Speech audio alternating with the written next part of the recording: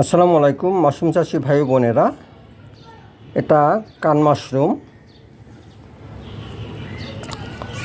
80 দশকে এই মাশরুমটি খুব বেশি পরিমাণ চাষাবাদ হতো। আমি নিজেও প্রচুর পরিমাণে এটা চাষাবাদ করতাম। পরবর্তীতে এটা বাজারজাতের অভাবে বন্ধ হয়ে গিয়েছিল। বর্তমানে আমাদের মাশরুম চাষ সম্প্রসারণের মাধ্যমে পুষ্টি উন্নয়ন ও দারিদ্র্য হ্রাসকরণ প্রকল্পের মাধ্যমে এটা আবার ব্যাপকভাবে চাষাবাদ শুরু হয়েছে। আমি ধন্যবাদ জানাতে চাই প্রকল্প পরিচালককে, কারণ তিনি এটা শুধু চাষের মধ্যে সীমাবদ্ধ থাকেনি, তিনি এটার নানা ধরনের রেসিপি তৈরি করেছেন, যা এখন বাংলাদেশের বিভিন্ন জায়গায়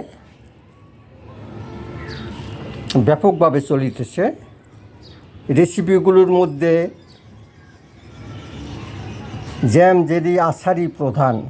এছাড়াও কিভাবে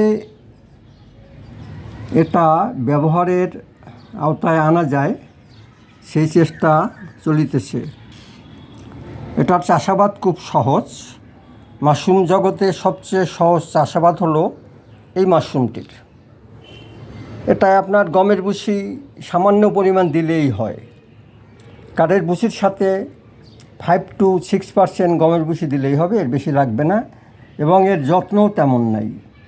কিছু প্যাকেট করে রেখে দিলে কমপ্লিট হওয়ার পরে গায়ের বিভিন্ন জায়গায় কেটে দিলে 1-2 বার পানি স্প্রে করলেই 3 থেকে 4 দিনের মধ্যে পিনহেড এসে যায়। আমি আশা করব সকল মাশরুম চাষিরা অল্প অল্প করে হলেও এটা করবেন। আমার কাছে মাদার কালচার রয়েছে, এছাড়াও মাশরুম উন্নয়ন ইনস্টিটিউটেও মাদার কালচার রয়েছে। আপনারা মাদার কালচার সংগ্রহ করে এর চাষাবাদ করতে পারেন।